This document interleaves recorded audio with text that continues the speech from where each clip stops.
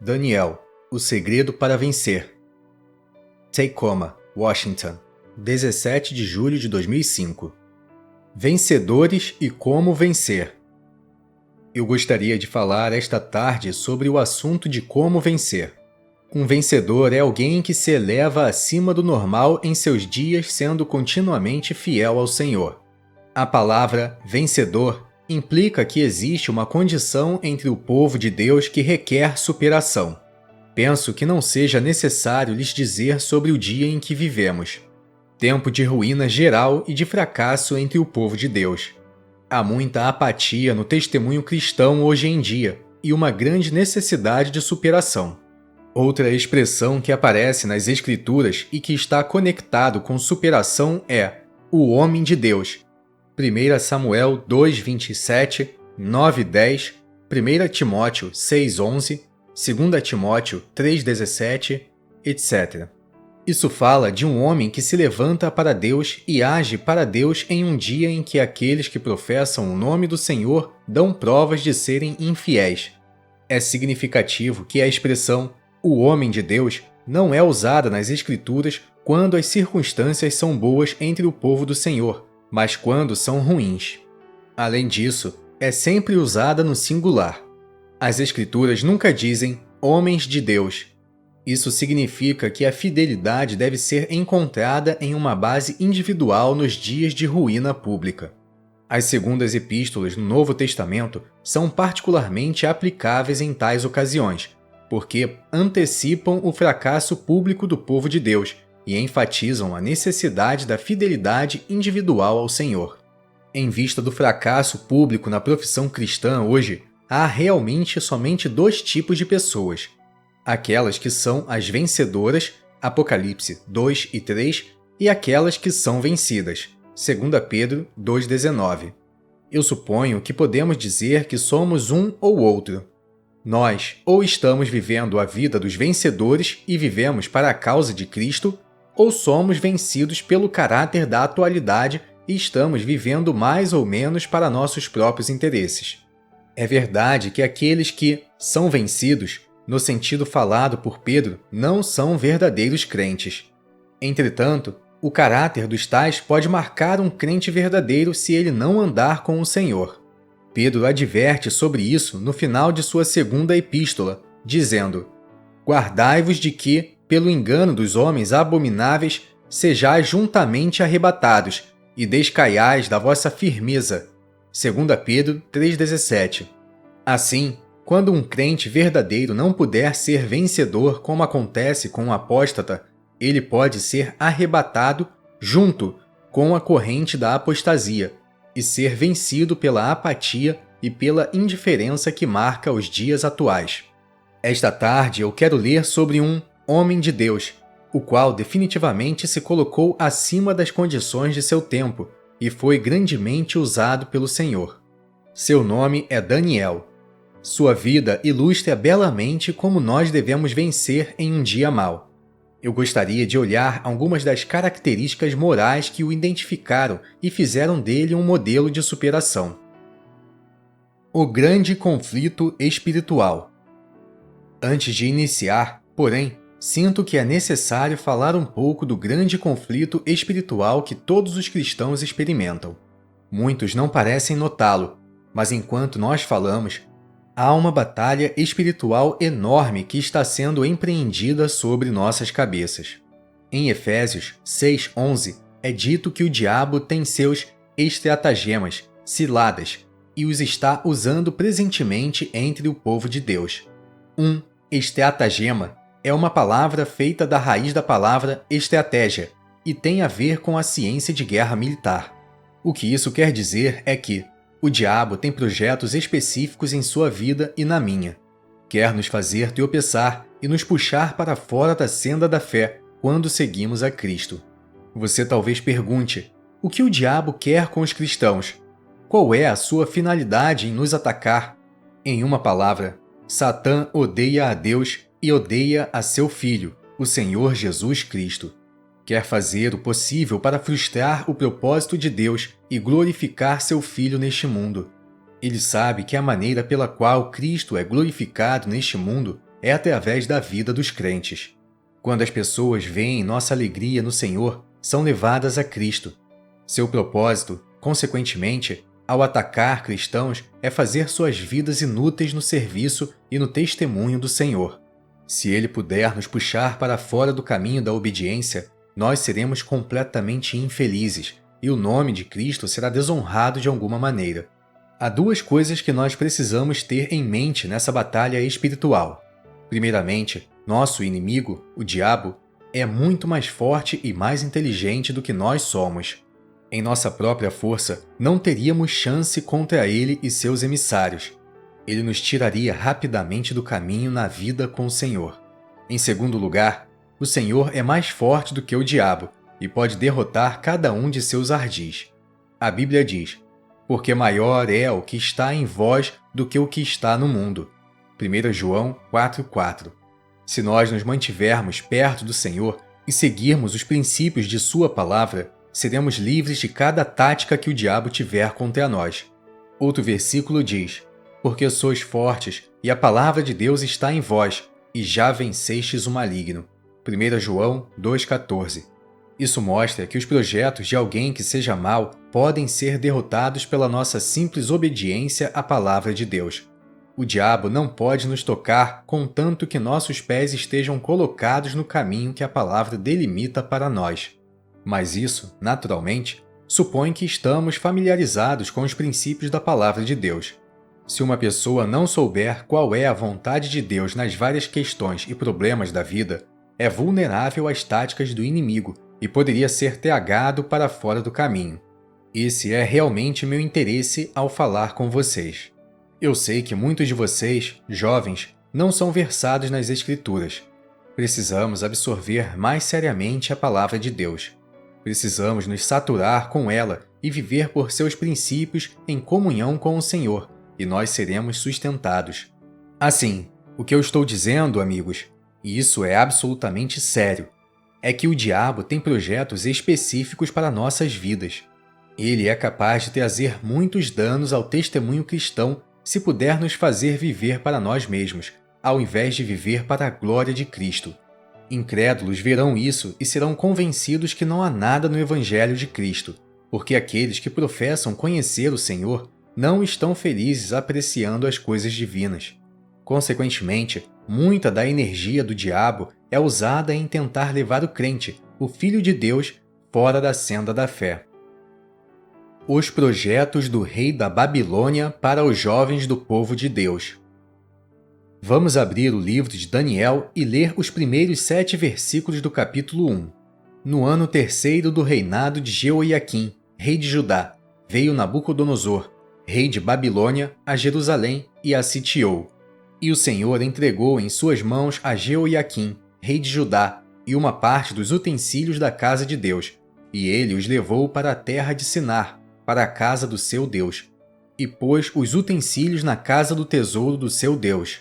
E disse o rei a Aspenaz, chefe dos seus eunucos, que trouxesse a alguns dos filhos de Israel, e da linhagem real e dos príncipes, jovens em quem não houvesse defeito algum, de boa aparência, e instruídos em toda a sabedoria, e doutos em ciência, e entendidos no conhecimento, e que tivessem habilidade para assistirem no palácio do rei, e que lhes ensinassem as letras e a língua dos caldeus. E o rei lhes determinou a porção diária, das iguarias do rei, e do vinho que ele bebia, e que assim fossem mantidos por 3 anos, para que no fim destes pudessem estar diante do rei. E entre eles se achavam, dos filhos de Judá, Daniel, Ananias, Misael e Azarias. E o chefe dos eunucos lhes pôs outros nomes, a saber, a Daniel pôs o de Beltesazar, e a Ananias o de Sadraque, e a Misael o de Mesaque, e a Azarias o de Abdenego. O livro não começa com Daniel, mas com uma triste descrição das coisas que prevaleciam naqueles dias. Nós aprendemos desses versículos que os filhos de Israel tinham sido conquistados por seus inimigos, os babilônicos, e deportados para a terra de Sinar. Aprendemos também que o rei da Babilônia, Nabucodonosor, teve um plano organizado e sistematizado para incorporar os filhos de Israel em seu reino de modo que pudessem promover sua causa. O rei da Babilônia é um tipo do diabo. Assim como o rei reinava sobre o mundo conhecido naquele tempo, o diabo é o Deus e príncipe deste mundo. 2 Coríntios 4:4 e João 14:30. Como seu Deus é a cabeça de sua religião, como seu príncipe é a cabeça de suas atividades seculares, sociais e políticas. O programa de Nabucodonosor, direcionado aos jovens do povo de Deus, tipifica os planos e as táticas do diabo para os jovens cristãos hoje. Nesse programa, Deus tem nos dado uma figura clara do que, exatamente, o inimigo de nossas almas está tentando fazer aos jovens. Assim, interpretados simbolicamente, esses versículos da abertura do livro de Daniel desmascaram os projetos de Satanás para nossos jovens. O rei de Babilônia quis incorporar os jovens israelitas em seu reino com o fim de promoverem sua glória.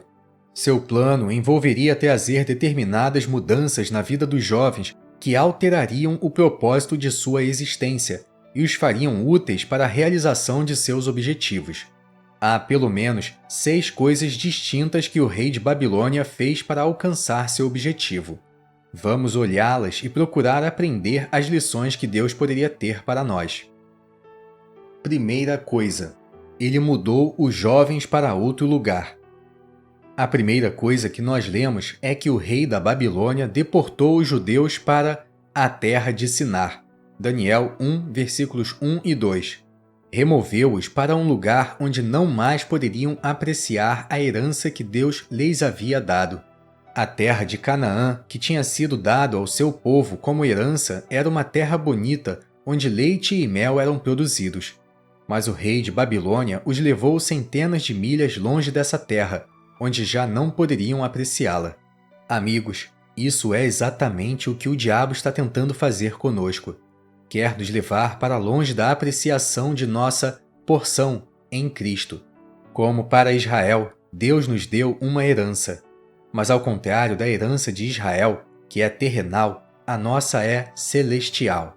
Na primeira epístola de Pedro, é dito que nossa herança está reservada no céu para nós. Deus nos gerou de novo para uma viva esperança, pela ressurreição de Jesus Cristo dentre os mortos, para uma herança incorruptível, incontaminável e que não se pode murchar, guardada nos céus para vós. 1 Pedro 1, versículos 3 e 4. É também chamada nossa porção em Cristo, em Colossenses 1, 12. Tradução Bíblia JND e Atos 26, 18, na nota do rodapé.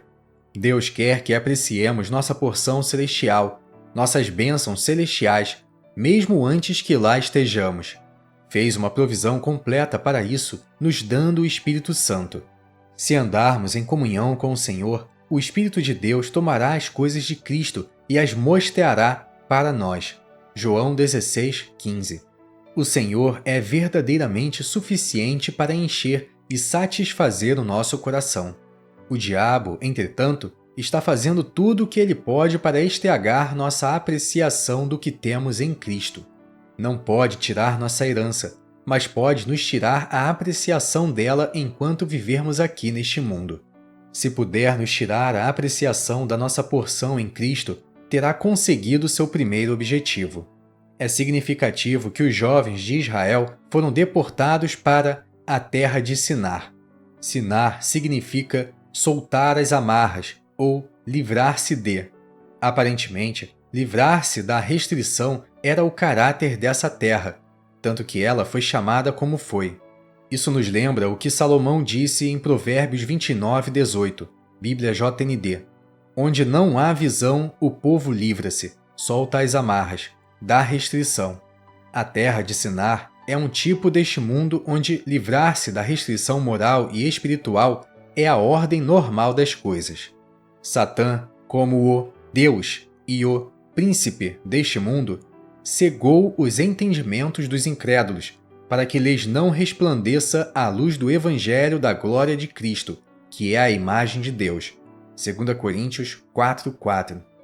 As pessoas deste mundo têm suas mentes cegas e não têm nenhuma visão das coisas divinas e terrenas. Consequentemente, livram-se da restrição divina. Não querem viver de acordo com a Bíblia. Eu não preciso dizer-lhes que esta é uma época sem lei. Todos estão fazendo o que bem entendem. Esse é o padrão dos dias de hoje. As reivindicações de Cristo não são determinantes na vida de muitos. É nesta terra de Sinar, espiritualmente falando, que o diabo quer conduzir o povo de Deus, particularmente os jovens. Caros jovens, ele quer que você se livre de toda a restrição divina em sua vida e viva somente como todos os demais neste mundo. Triste dizer, ele teve muito sucesso em convencer crentes a fazer o mesmo. Há muitos cristãos que vivem na terra de Sinar, por assim dizer. Estão longe de apreciar sua porção em Cristo. Na verdade, o diabo fez um trabalho tão completo que muitos cristãos nem mesmo sabem quais são suas bênçãos. Não têm nenhuma ideia quão ricamente eles têm sido abençoados em Cristo e muito menos estão vivendo na apreciação dela. Assim, amigos, essa é a primeira coisa que o diabo está tentando fazer: colocá-los em um lugar, um estado, onde vocês não podem apreciar suas bênçãos em Cristo. Daí, será relativamente fácil para ele introduzir outras coisas que os conduzirão para longe do Senhor.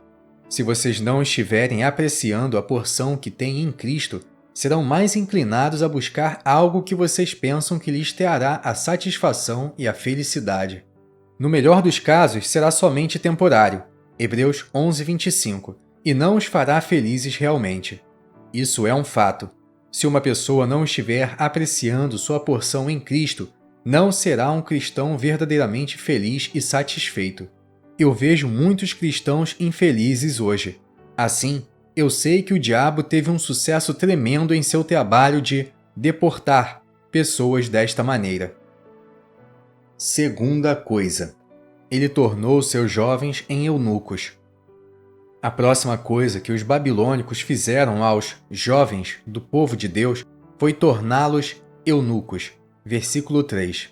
Isaías profetizou que isso aconteceria.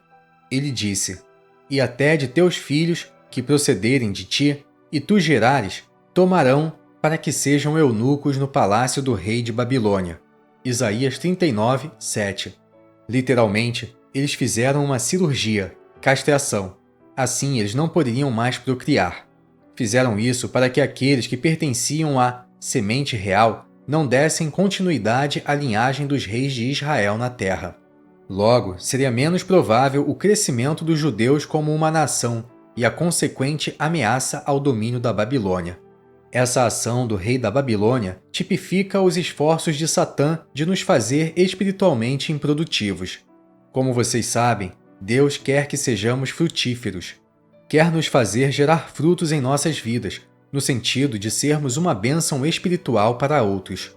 O apóstolo Paulo orou para esse fim, dizendo: "Por esta razão, nós também, desde o dia em que o ouvimos, não cessamos de orar por vós e de pedir que sejais cheios do conhecimento da sua vontade, em toda a sabedoria e inteligência espiritual, para que possais andar dignamente diante do Senhor, agradando-lhe em tudo, frutificando em toda a boa obra e crescendo no conhecimento de Deus." Colossenses 1, versículos 9 e 10. Satã, naturalmente, não quer que em nossas vidas haja frutos para Deus. Quer-nos improdutivos, de modo que sejamos de nenhum uso prático no serviço e no testemunho do Senhor. Observe que eram aqueles que tinham talento e habilidade que o rei de Babilônia quis particularmente. Do mesmo modo, Satã mira naqueles que são talentosos e espertos. Ele sabe que, se tais pessoas forem vitoriosas nas reivindicações do Senhor em suas vidas, poderiam ser muito produtivas no reino de Deus. Elas poderiam fazer muito na maneira de promover a causa de Cristo neste mundo. Assim, as faz seus alvos especiais. Parece trabalhar fazendo hora extra para conseguir que aqueles que são bonitos, talentosos, inteligentes e tal, tornem-se adeptos de seu sistema. Queridos jovens, irmão ou irmã, vocês têm alguns talentos ou são inteligentes em algum campo? O diabo gostaria de manter vocês absorvidos num tal propósito a ponto de vocês se tornarem improdutivos nas coisas de Deus. Um irmão que já partiu chamava cristãos como esses de fracassos na Assembleia. Podem estar na Assembleia, e nós somos gratos que estejam, mas, tirando toda a aparência externa, eles são pouco úteis ou de pouca ajuda prática. Estão tão absorvidos buscando as coisas da terra que têm pouco ou nada para contribuir com a Assembleia. Eu suponho que você poderia dizer que eles são um peso morto, e é isso que o diabo quer para a sua vida. Eu lhes pergunto diretamente do meu coração: vocês querem ser conhecidos como sendo um fracasso no que se refere à sua vida cristã? Vocês certamente querem que o resultado em suas vidas seja algo mais do que isso. Satã está tentando nos fazer improdutivos nas coisas do Senhor. Nós necessitamos ser como Daniel, para quem estamos olhando neste momento, e vencer os esforços do inimigo. Assim, seremos uma ajuda e uma bênção no reino de Deus, onde e como pudermos. Terceira coisa: ele mudou o propósito da existência deles. O que lemos a seguir é que o rei da Babilônia teve um propósito específico para incorporar aquela juventude promissora em seu sistema. Isso foi assim de modo que estivessem no palácio do rei. Literalmente, os quis lá para promover sua causa. Isso era inteiramente diferente do que Deus tinha proposto para os filhos de Israel. Isaías 43, 21 nos fala sobre o propósito de Deus para seu povo. Diz: ao povo que formei para mim mesmo, a fim de que manifestassem o meu louvor. Versão brasileira. Seu desejo era que manifestassem o meu louvor na terra e lhe trouxessem glória. Mas o rei da Babilônia teve um propósito completamente diferente para a vida deles. Quis que promovessem a causa da Babilônia. Isso é exatamente o que Satã está tentando fazer com nossos jovens. Quer que eles gastem suas energias em promover o sistema deste mundo, e se trabalharem duramente o bastante em algum campo de empreendimento, poderão fazer uma boa vida para si mesmos. Ele quer que os jovens fiquem totalmente absorvidos nisso e que façam disso o foco de suas vidas. Para realizar seu objetivo, o rei de Babilônia teve uma escola. Levou esses jovens para longe de seus pais e os colocou em sua escola na Babilônia. O plano era dar-lhes forma de algo que poderia ser usado para promover a causa da Babilônia. Esta é uma velha tática do diabo: separar os filhos de seus pais. Faraó, outra pessoa na Bíblia que tipifica o diabo, tentou similarmente separar os filhos de seus pais em Israel. Quis que esses deixassem seus jovens para trás no Egito, um tipo do mundo, enquanto os homens sairiam e adorariam o Senhor. Êxodo 10:11.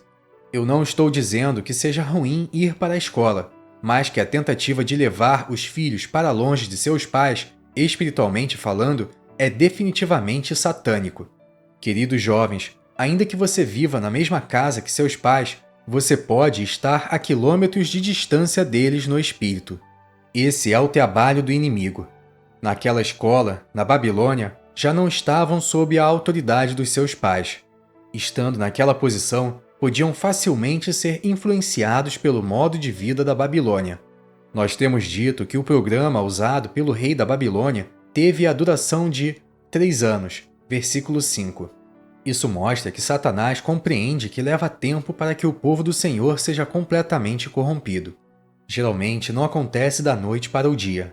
É um pouco aqui e um pouco lá, até que uma pessoa esteja completamente mundana. O diabo sempre está disposto a esperar e trabalha lentamente para essa finalidade. Em tudo, ele tem em vista a alteração do propósito de sua existência neste mundo. Você terminará sendo completamente inútil no serviço do Senhor e sujeito a ir junto com o sistema desse mundo que está tão somente caminhando para o juízo. Aquilo para o que você trabalha, tanto quanto este mundo, está caminhando para ser destruído no final. Somente o que é feito para Cristo vai permanecer. Vocês sabem isso. Se sua vida for consumida em buscas mundanas, o que você terá quando deixar este mundo? Agora, queridos amigos, cada dia que vivemos na Terra, estamos escrevendo nossa própria história. uma vez que seja escrita, não poderá ser mudada. Como vocês gostariam que os registros da vida de vocês fossem escritos? Gostariam de ler que a estiveram usando para si mesmos e para os prazeres e os interesses mundanos? A Bíblia diz: pois, que aproveitaria ao homem ganhar todo o mundo e perder sua alma? Marcos 8,36. Vocês não querem chegar ao fim da vida e perceber que atuaram como tolos e compraram a mentira de Satã, desperdiçando suas vidas com coisas fugazes que servem somente por um tempo. Não querem antes que suas vidas estejam sendo registradas como tendo sido usadas para promover a glória do Senhor? Somente você pode fazer algo sobre isso. Quarta coisa, ele mudou a linguagem dos jovens. A seguir, lemos que o rei de Babilônia mudou a linguagem dos jovens. O plano do rei para integrar os filhos de Israel em seu reino envolveu mudar a maneira como falavam. Não os queria andando pela Babilônia usando a linguagem dos judeus, pois isso naturalmente os manteria unidos. Quis integrá-los na sociedade dos babilônicos, ajustá-los ao estilo de vida da Babilônia. E isso envolveu falar a língua dos caldeus. De modo similar, no esforço do diabo para ter os filhos de Deus dentro do sistema deste mundo, ele os impele a falar da maneira como o mundo fala. Incentiva-nos a usar suas gírias e suas corruptas maneiras de falar. Geralmente, é uma maneira que não mostra cortesia ou respeito àqueles que deveriam ter. Eu tenho certeza que você já observou que é um jeito descolado no mundo falar de forma rude e não mostrar respeito às autoridades. É surpreendente, mas você pode dizer como uma pessoa foi afetada pelo mundo apenas escutando sua maneira de falar. Aqueles que estão sob a influência desse tipo de conversa, de certa maneira, mostram como são em suas almas. É lamentável, mas quando os cristãos tentam falar como o mundo, sem perceber, estão dizendo que procuram pela aceitação deste mundo, embora nunca o admitam. Não que seja errado querer ser aceito, mas por quem nós queremos ser aceitos? Essa é a questão. Nós realmente precisamos falar a maneira do mundo? Pense no Senhor e na maneira como Ele falou. É dito que os povos se maravilharam das palavras de graça que saíram da sua boca. Lucas 4:22. Disseram: nunca homem algum falou assim como este homem. João 7:46. A maneira como se comunicou com os povos era um testemunho claro e brilhante que ele tinha algo que eles não tinham. E quanto a nós, é realmente uma maneira muito boa de testemunhar o fato de que conhecemos o Senhor como nosso Salvador. As pessoas deveriam ser capazes de dizer pela maneira como nós falamos que não marchamos conforme a batida do ritmo do mundo. Não quero dizer que nós devemos tentar ser estranhos e diferentes, mas que nós vivemos considerando diferentes valores que são divinos e eternos. Sobre Davi, é dito que era prudente em palavras. 1 Samuel 16:18.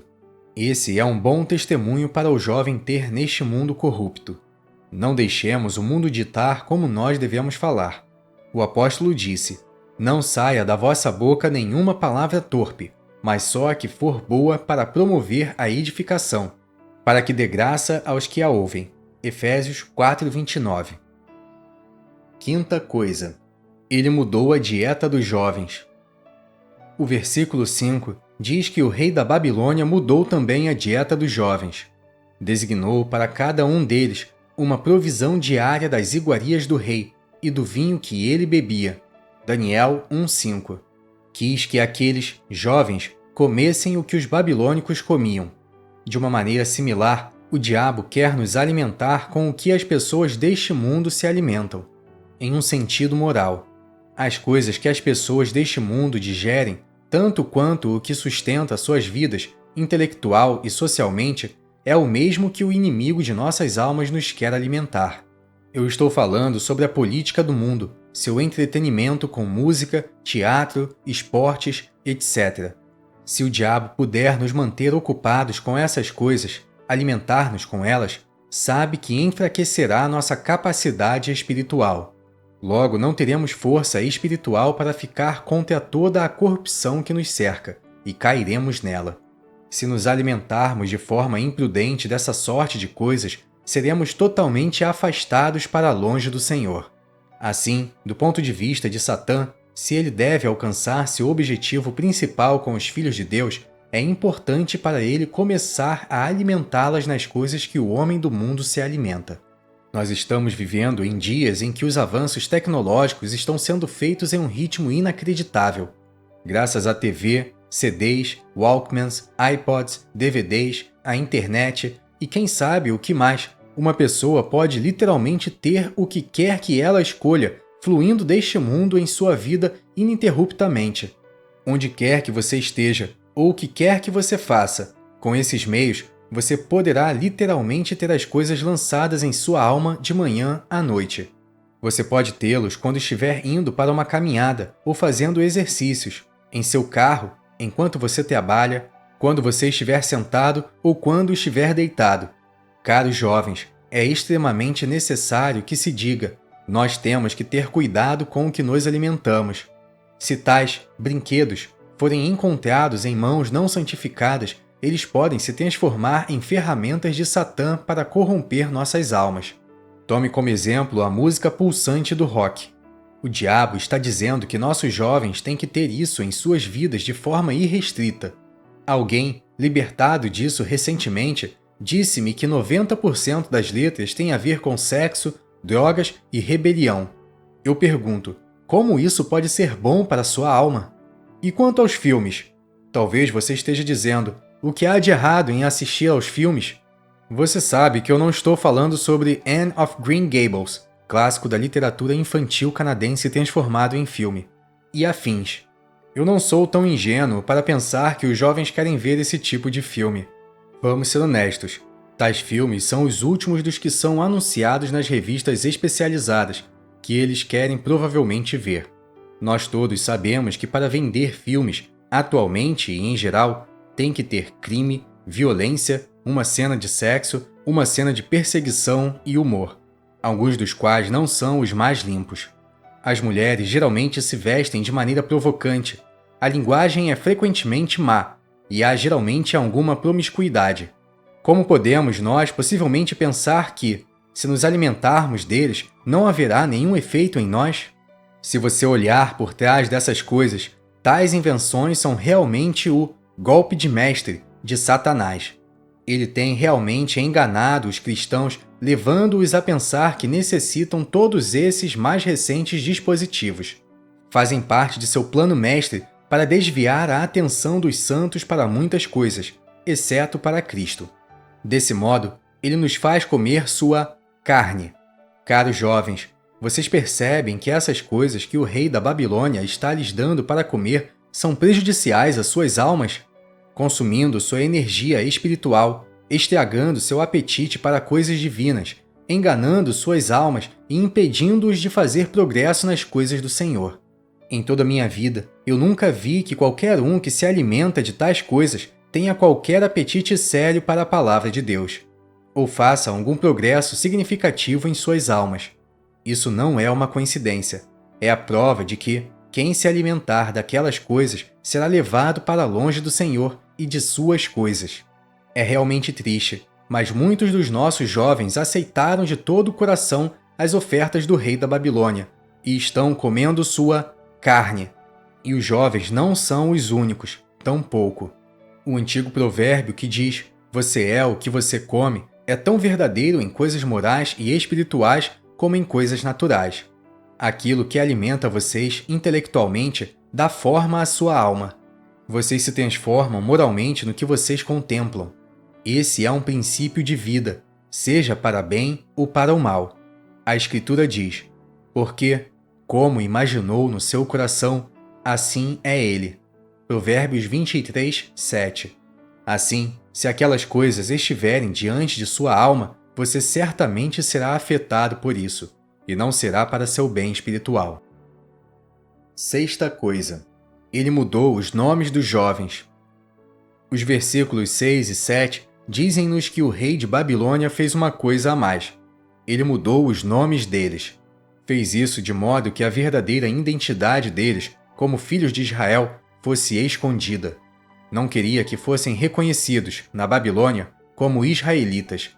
Por exemplo, Se alguém lá perguntasse o nome a um deles e ele dissesse Ananias, seria imediatamente identificado como judeu. Seus nomes judeus eram provas inconfundíveis a respeito deles. Similarmente, hoje, se você encontrar um homem cujo nome seja Saul Goldstein, não precisa perguntar se ele é um judeu. Da mesma maneira, o diabo quer esconder nossa identidade como filhos de Deus. Não quer que nós nos apresentemos como cristãos, que pertencemos ao Senhor Jesus Cristo. Aplica uma pressão incrível sobre os jovens para conformá-los ao mundo e às suas maneiras e para mantê-los calados.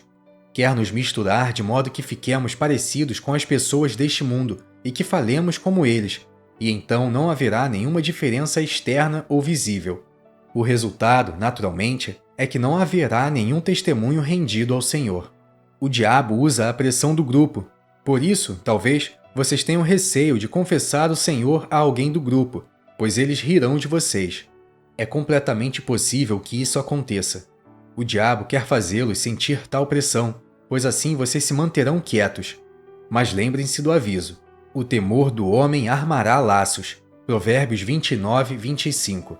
Se você caminhar sob a influência de pessoas mundanas e não falar de Cristo para eles, você será responsável se cair nos laços de seus caminhos. Há muitos cristãos escondidos hoje.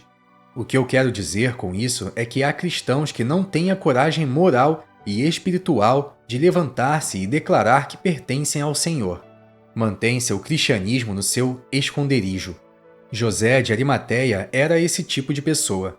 Dizia que era discípulo de Jesus, mas oculto, por medo dos judeus. João 19, 38. Estava receoso de identificar-se publicamente com o Senhor Jesus. Assim manteve sua crença para si mesmo. Compare também João 9, 22 e 12, 42. Mas é agradável notar que quando viu o Senhor morreu na cruz, isso o afetou de maneira tão positiva que resolveu não ser mais um covarde espiritual. Saiu de seu esconderijo e identificou-se publicamente com o Senhor no enterro dele. Bastou um vislumbre dos sofrimentos de Cristo para que José de Arimateia mudasse seu comportamento. Que os sofrimentos de Cristo façam o mesmo em nós. Nós nunca devemos recuar na questão de testemunhar para Cristo. Nossos rostos brilharão e nós seremos felizes fazendo isso. O apóstolo Pedro disse: Se pelo nome de Cristo sois vituperados, bem-aventurados sois, porque sobre vós repousa o Espírito da glória e de Deus.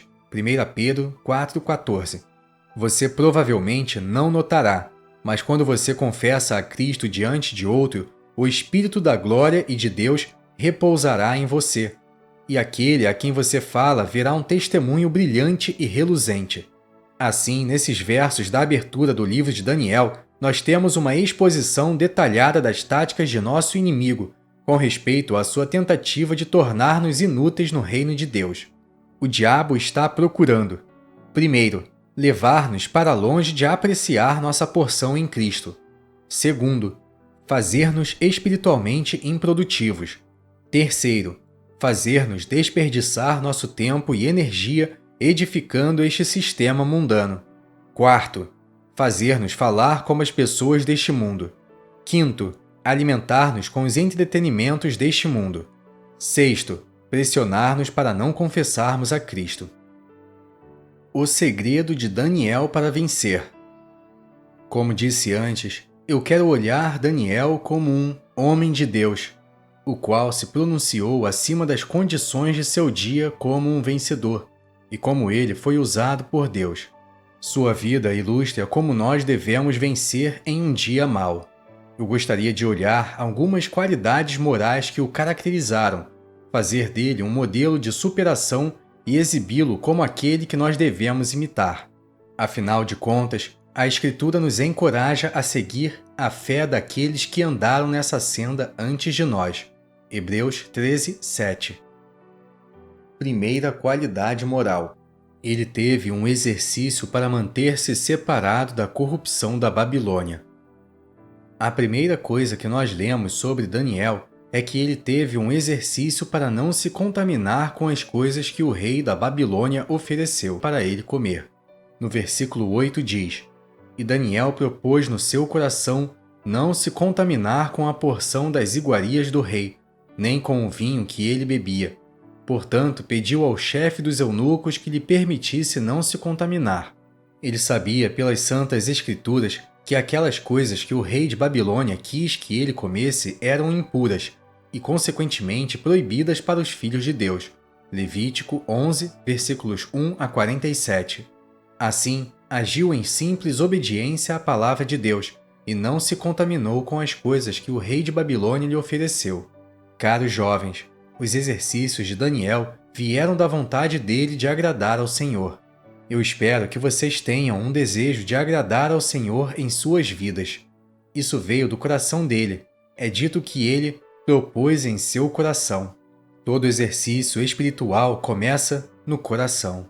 O nosso coração pode ser inclinado de muitas maneiras e para muitas coisas, mas é bonito ver alguém que tem um coração que quer agradar ao Senhor. É bonito ver o Senhor tocar no coração dos jovens, irmão e irmã, e exercitá-los para andar em separação do mundo. 2 Coríntios 6, versículos 17 e 18 diz: Por isso saí do meio deles, e apartai-vos, diz o Senhor, e não toqueis nada imundo, e eu vos receberei, e eu serei para vós pai, e vós sereis para mim filhos e filhas, diz o Senhor Todo-Poderoso.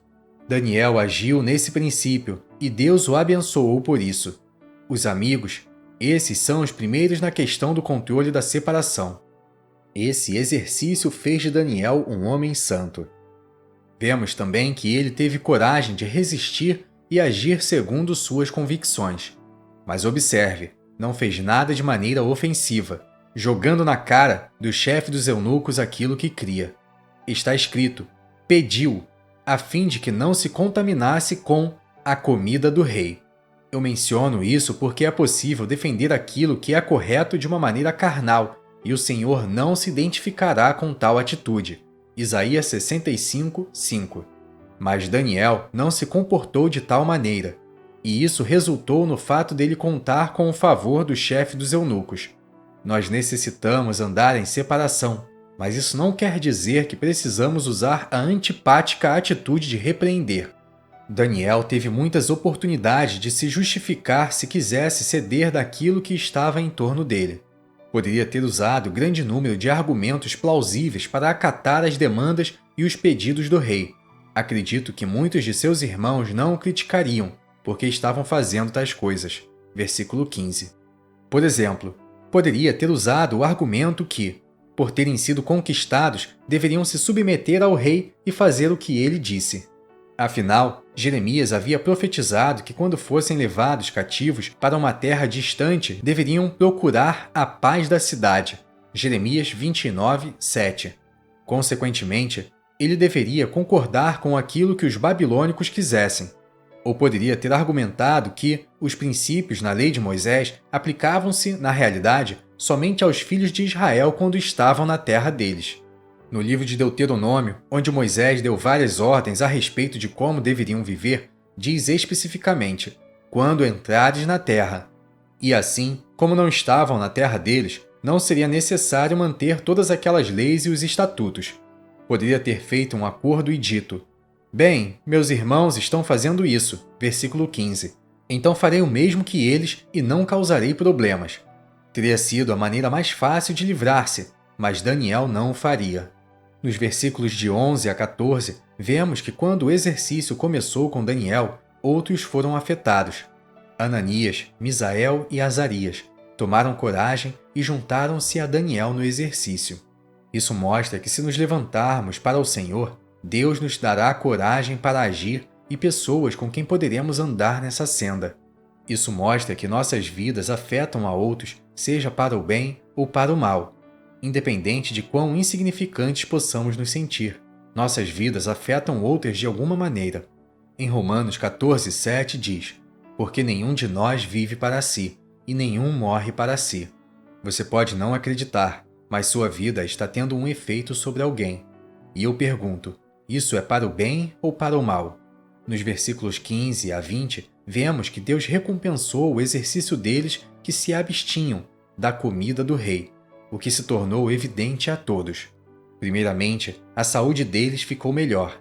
Eles estavam mais gordos do que todos os outros jovens que tinham se comprometido.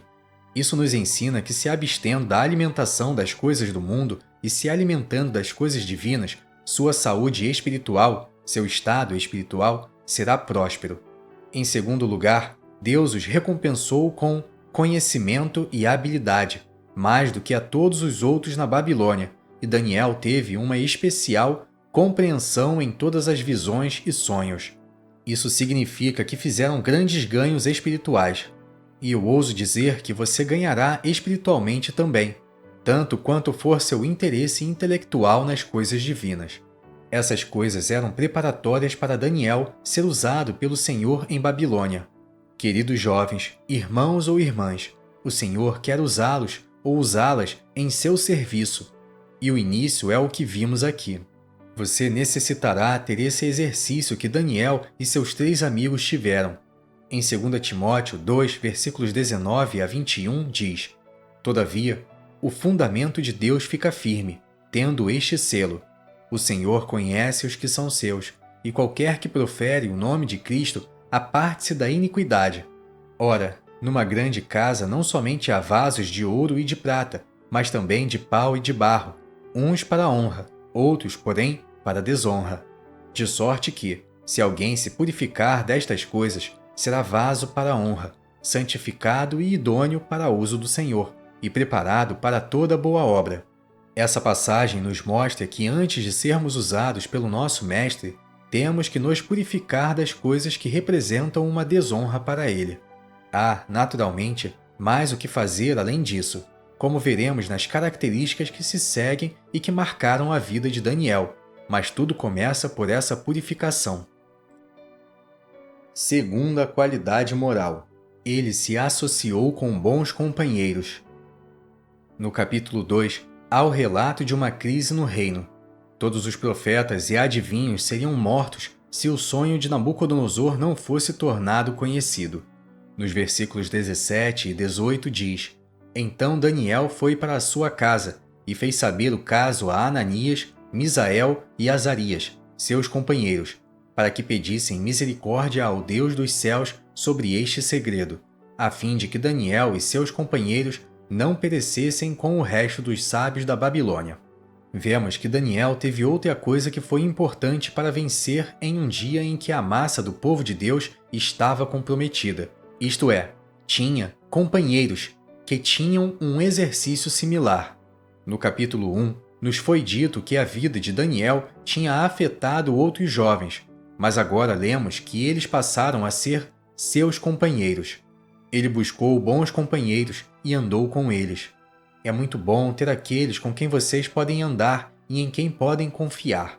Todos querem ter amigos, mas o tipo de amigos que a Bíblia nos diz para ter são aqueles que estão interessados em viver de acordo com os princípios da Palavra de Deus. No Salmo 119, 63 diz: Companheiro sou de todos os que te temem e dos que guardam os teus preceitos. Há 2 coisas nesse versículo que qualificam o tipo de companheiros que devemos ter.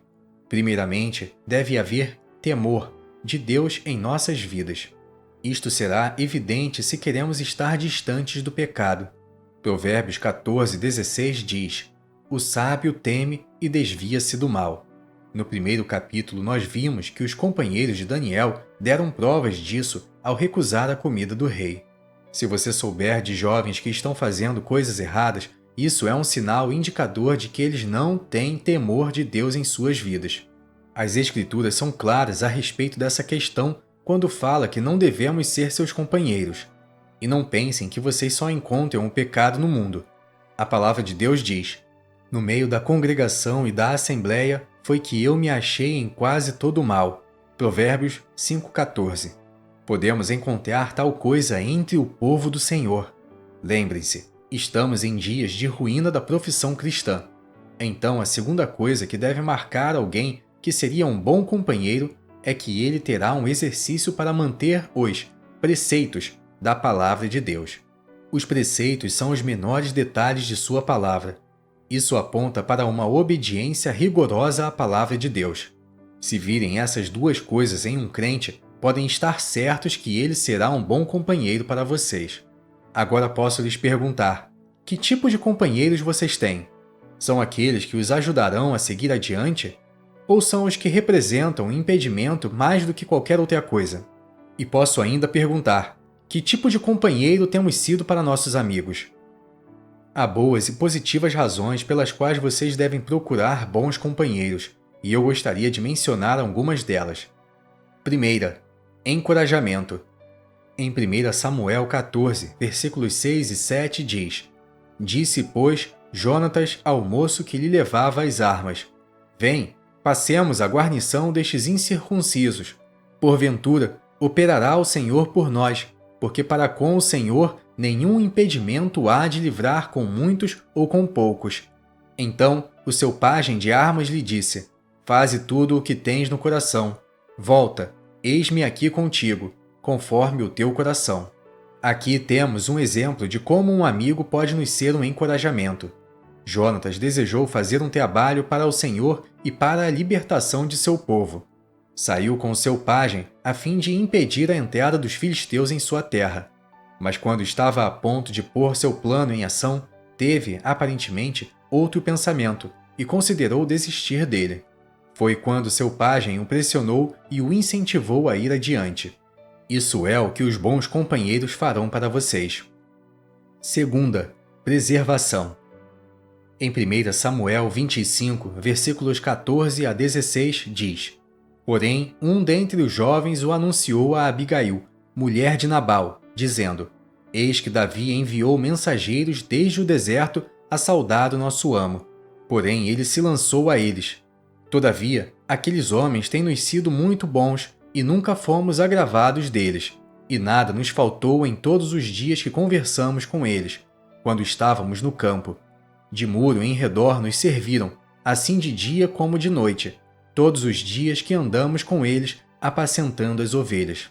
Essa é parte de uma história dos feitos de Davi e de seus homens poderosos. Davi é um tipo de Cristo.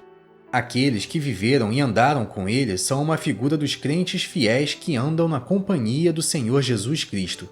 São esses tipos de companheiros que devemos ter.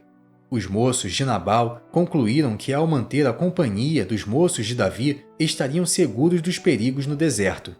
Relataram a Abigail que os moços de Davi eram como um muro para eles. Um muro, nas Escrituras, fala de separação e de proteção. A lição aqui é que se nós nos cercamos com bons companheiros, aqueles que andam com o Senhor, seremos preservados dos perigos do mundo. A proteção na companhia de cristãos fiéis e piedosos. Ter amigos como os homens de Davi será definitivamente uma ajuda em sua vida espiritual. Por exemplo, vocês podem ser tentados a fazer algo num assim chamado momento de fraqueza, mas os bons companheiros os ajudarão a agir de forma correta. Ou, se forem levados pela correnteza e andarem fora dos trilhos, seus companheiros piedosos os alcançarão e os avisarão dos perigos para os quais vocês estão sendo levados. Alguém que seja verdadeiramente amigo não os deixarão ir até o fim sem um aviso. Diz nas Escrituras: leais são as feridas feitas pelo amigo. Provérbios 27, 6. Essa é uma proteção que faltará se vocês andarem com companheiros descuidados. Terceira, ajuda e instrução espirituais. Em Josué 14, versículos 12 e 13, lemos: Agora, pois, dá-me este monte de que o Senhor falou aquele dia. Pois naquele dia tu ouviste que estavam ali os anaquins, e grandes e fortes cidades. Porventura o Senhor será comigo, para os expulsar, como o Senhor disse. E Josué o abençoou, e deu a Calebe, filho de Jefoné, a Hebrom em herança. E no capítulo 21, versículos 12 e 13 diz: Porém, o campo da cidade e as suas aldeias deram a Calebe, filho de Jefoné, por sua possessão.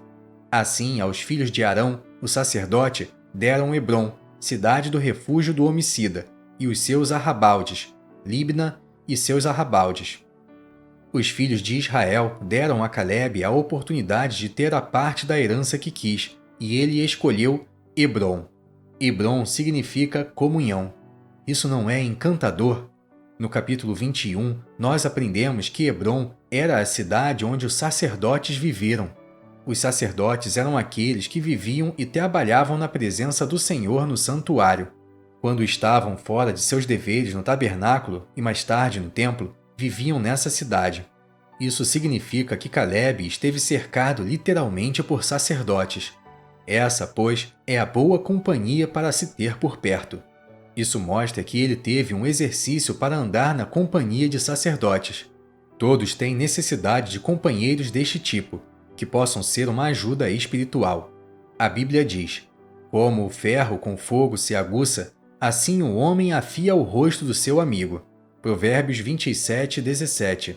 Isso significa que a troca de pensamentos e exercícios entre amigos que querem andar nos caminhos do Senhor nos tornam mais afiados em nossa espiritualidade e também mais equilibrados em nossas vidas.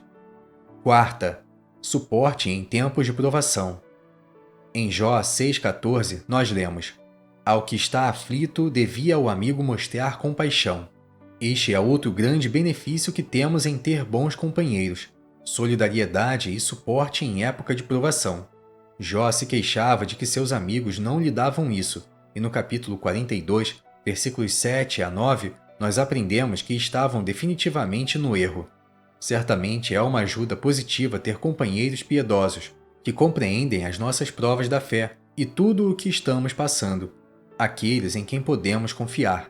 O perigo na provação é ficarmos tão para baixo que nossa fé pode falhar até o ponto de querermos desistir. Mas que bom é ter companheiros que podem nos levantar num sentido espiritual. Assim, o que eu estou dizendo aqui, amigos, é que vocês devem se cercar de outros cristãos que têm esse desejo de caminhar com o Senhor. Isso será uma ajuda e uma bênção na vida de vocês. Se a separação do mal fez de Daniel um homem santo, o bom companheirismo fez dele um homem feliz. Terceira qualidade moral: dedicou o tempo ficando a sós com o Senhor em oração. No 6º capítulo de Daniel, vemos outra característica na vida de Daniel que foi essencial para ele vencer. Dedicou o tempo sozinho em oração. Diz em Daniel 6,10: Daniel, pois, quando soube que o edito estava assinado, entrou em sua casa. Ora, havia no seu quarto janelas abertas do lado de Jerusalém, e 3 vezes no dia se punha de joelhos, e orava, e dava graças diante do seu Deus, como também antes costumava fazer. Isso mostra que Daniel teve uma vida secreta de oração que o sustentou nessa terra ímpia. O fato que era, como antes costumava fazer, indica que era um hábito em sua vida. Que bom ter esse tipo de hábito. O salmista disse: de tarde e de manhã e ao meio-dia orarei e clamarei, e ele ouvirá a minha voz. Salmo 55:17. Ele orava 3 vezes ao dia, assim como Daniel. Talvez Daniel tenha aprendido com esse salmo a respeito da oração, o que nos mostra que ele era um homem dependente. A oração é baseada no privilégio de ter interesses comuns com Deus. É a expressão da nossa dependência nele para todas as nossas necessidades. Diz em Mateus 6,8: vosso Pai sabe o que vos é necessário, antes de vós o pedirdes. Ele sabe exatamente o que nós necessitamos, mas quer que tenhamos comunhão com Ele a respeito de todas as coisas que tocam nossas vidas. Quer que nós derramemos nosso coração diante dele e contemos a Ele como nos sentimos a respeito de tudo o que passamos. Salmo 62:8. Propagandas das operações de telefonia alardeiam ter as melhores conexões wireless. Mas isso não é verdade, pois a oração é a melhor conexão wireless. Triste dizer que alguns cristãos parecem não acreditar nisso, pois usam a oração como um extintor de fogo, para uso de emergência somente. Mas essa não é a intenção de Deus. Há uma história de um menino pequeno a quem foi perguntado se tinha orado naquele dia. Ele respondeu, não. Quando lhe perguntaram por quê, ele disse, eu não precisei de nada. Alguns de nós somos como ele. Vamos ao Senhor somente quando necessitamos algo. Entretanto, a oração é muito mais do que apenas pedir coisas. É o recurso vital para nossa comunhão com o Senhor. Ele é o melhor amigo que você terá sempre. E sendo assim, você irá querer passar tempo com Ele. Nós necessitamos olhar para o Senhor todos os dias de nossas vidas buscando sua ajuda. O próprio Senhor é nosso exemplo. Ele orava todos os dias. Guarda-me, ó Deus, porque em Ti confio. Salmo 16, 1. Se sairmos cada dia sem orar e sem confiar nosso caminho ao Senhor, podemos estar certos que cometeremos erros na vida, pois necessitamos a ajuda do Senhor. Devemos sentir nossa fraqueza e nossa necessidade dele e olhar para ele para nossa orientação. O cristão que vive sem orar está sem comunhão. Pode não dizê-lo, mas confia em suas próprias habilidades de orientar-se a si mesmo através da vida e não acredita que necessita entregar seu caminho ao Senhor. Nos caminhos de Deus, terá que ser ensinado quanto à dependência no Senhor. E isso provavelmente envolverá uma queda permitida por Deus, de modo que experimente uma amarga tristeza ligada ao fato de andar em seus próprios caminhos. É triste, mas parece que muitos cristãos não pensam que a oração é tão importante. Se você não acreditar, tudo o que você tem que fazer é verificar o comparecimento em reuniões de oração programadas, e você saberá o que quero dizer. Acontece o mesmo através de todo o país, nas denominações e com aqueles reunidos ao nome do Senhor e todo cristão reunido entre eles. Reuniões de oração são pouco frequentadas. Aparentemente, os cristãos de hoje não pensam na importância que é ir a tais reuniões e derramar seus corações de forma coletiva, o que mostra o estado de fraqueza da igreja. As condições morais para a resposta da oração. Uma boa consciência. Hebreus 13, 18 e 1 João 3, versículos 19 a 22. Nós mantemos uma boa consciência confessando e abandonando todo o pecado conhecido. 1 João 1, 9 e Provérbios 28, 13. Comunhão. João 15, 7. O Senhor disse: Se vós estiverdes em mim, pedireis tudo o que quiserdes, e vos será feito. Na medida em que andamos em comunhão com o Senhor, nós discerniremos o que está em seu coração e o que ele está prestes a fazer, e nossa oração será adequada. Inteligência. João 15, 7. O Senhor disse: Se as minhas palavras estiverem em vós, pedireis tudo o que quiserdes, e vos será feito. Enquanto lemos a palavra de Deus, aprendemos seus princípios e, assim, oraremos de acordo com sua vontade. 1 João 5, versículos 14 e 15. Confiança. Fé. Mateus 21, 22. O Senhor disse: E tudo o que pedirdes na oração, crendo, o recebereis. Muitas vezes oramos, mas não acreditamos que teremos a resposta. Tiago 1, versículos 6 e 7 e Atos 12, versículos 5 e 12 a 17. Precisão. Lucas 11, 5. Nós precisamos ser específicos. Muitas vezes nossas orações são muito vagas. O homem que foi a seu vizinho disse: Amigo, empresta-me 3 pães. Importunação. Lucas 11, 8. O que é urgente e feito com seriedade. Porque nós esperamos a resposta. Deus usa esse exercício para a humilhação de nosso espírito e para corrigir nossas atitudes, se for necessário. Daniel 10, 12. Perseverança. Efésios 6, 18.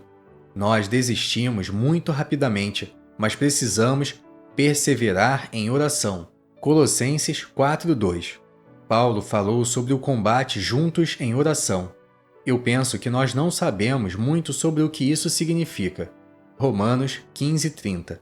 Neemias perseverou em oração por 4 meses antes de ver uma resposta. Neemias 1, versículos 1 e 5 e 2, versículos 1 a 8. Coisas sobre as quais podemos orar. Para o perdão dos pecados, se você não for salvo. Salmo 32, versículos 5 e 6. Para que a vontade de Deus seja feita na terra de acordo com seu propósito. Lucas 11, 2. Para expressar nossa dependência de Deus por causa das nossas necessidades diárias. Lucas 11, 3. Para que não entremos em tentação. Lucas 11, 4 e 22, 40. Para o perdão governamental, para nós mesmos, Lucas 11, 4, e para outros. 2 Timóteo 4, versículos 16 e 17. Se eles ou nós falharmos, que haja restauração. 1 João 1, 9. Para sabedoria, orientação e ajuda em assuntos práticos na senda da fé. Tiago 1, 5. Para o crescimento da compreensão dos santos e o progresso prático na verdade. Efésios 1, versículos 15 a 20, 3, versículos 14 a 21 e Colossenses 1, versículos 9 a 12. Para aqueles que estão doentes e sofrendo. Tiago 5,14. Para que o Senhor da Seara envie obreiros. Mateus 9,38. Para os servos do Senhor que pregam o Evangelho. Efésios 6, versículos 18 a 20. Para a misericórdia em suas viagens. Marcos 13,18. Para os reis e todos aqueles que tenham autoridade. 1 Timóteo 2, versículos 1 e 2. Para aqueles que nos acusam falsamente. Lucas 6, 28. Para a paz no centro divino de comunhão. Salmos 122, 6 e Mateus 18, 20. Para um reavivamento do interesse entre o povo do Senhor. Salmo 81, versículos 3 e 4.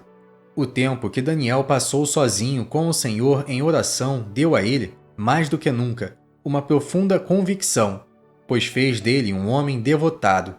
Deu-lhe força para sair e falar corajosamente ao rei, como podemos ver no capítulo 5, versículos 13 a 28. Saiu da presença secreta do Senhor e falou ao rei sem nada amenizar. Disse ao rei da Babilônia, de forma direta, a verdade do julgamento que pairava sobre seu reino. Quarta qualidade moral. Ele era um estudante da palavra de Deus. No capítulo 9, versículos 1 e 2 está escrito: No ano 1º de Dario, filho de Assuero, da linhagem dos Medos, o qual foi constituído rei sobre o reino dos caldeus. No 1º ano do seu reinado, eu, Daniel, entendi pelos livros que o número dos anos, de que falara o Senhor ao profeta Jeremias, em que haviam de cumprir-se as desolações de Jerusalém, era de 70 anos. Isso nos diz que Daniel era um estudante da palavra. Essa é outra coisa que é essencial para vencer: a compreensão da palavra de Deus. Isso não acontece de um dia para o outro, mas vem somente através da busca diária da palavra de Deus, e nos lembramos de Bereia, onde foram mais nobres do que os que estavam em Tessalônica, porque de bom grado receberam a palavra, examinando cada dia nas Escrituras se estas coisas eram assim. Atos 17, 11. Lendo os escritos do profeta Jeremias, Daniel aprendeu algumas coisas valiosas que lhe deram uma compreensão dos tempos em que viveu. As 3 passagens que leu foram Jeremias 24, versículos 5 a 10, 25, versículos 9 a 14 e 29, versículos 10 a 14. Daniel aprendeu que 70 anos se completariam e seria o fim do cativeiro, quando então os judeus poderiam retornar à sua terra. Era o 1º ano de Dario, quando aprendeu isso, e era o 68º ano do cativeiro. Isso significava que haveria 2 anos ainda até que os judeus estivessem livres do cativeiro na Babilônia. Assim, ao ler as Escrituras, Daniel soube que Deus estava a ponto de fazer algo a favor de seu povo. Isso fez de Daniel um homem esclarecido. Ter compreensão dos tempos em que vivemos é muito importante para vencer. Nós necessitamos saber sobre o dia em que vivemos. Assim, não estamos em tempos de Pentecostes, mas estamos no fim da dispensação do dia da graça, não no começo. As coisas no testemunho cristão estão em ruína e não ficarão melhor. Paulo disse a Timóteo que nos últimos dias os homens maus e enganadores irão de mal para pior, enganando e sendo enganados. 2 Timóteo 3,13. Nós vivemos nos últimos dias do testemunho, havendo ainda um pequeno testemunho na terra da verdade de como os cristãos devem se reunir para a adoração e o ministério. Nós necessitamos buscar na palavra para ver a ordem de Deus para a adoração e o ministério, fazendo dela nosso guia. Quando nós comparamos a ordem de Deus nas Escrituras com o que vemos em torno de nós hoje no mundo cristão, nós veremos claramente que não há muita coisa de acordo com a palavra.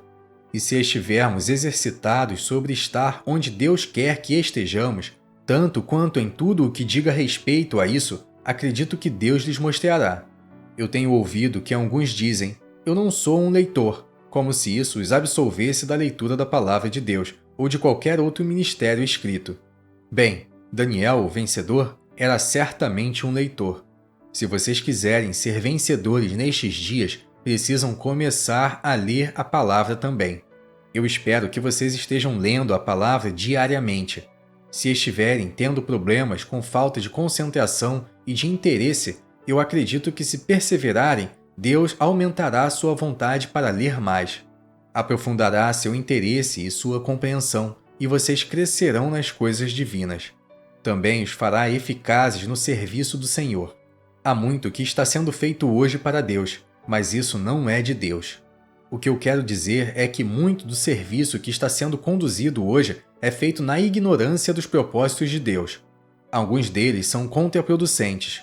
Pode ser bem feito, mas não está de acordo com sua palavra.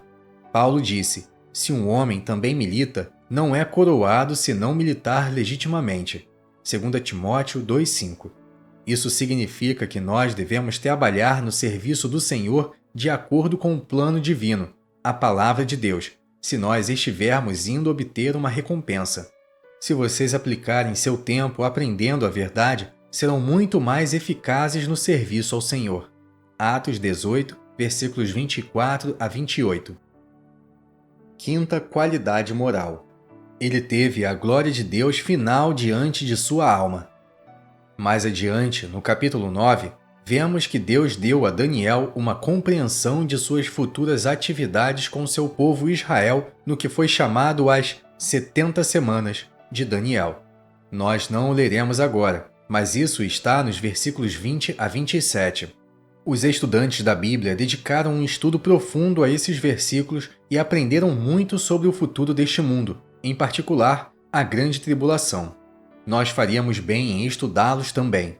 Essas coisas permitiram a Daniel ver o final glorioso que Deus dará a seu povo Israel e tudo o que lhe diz respeito.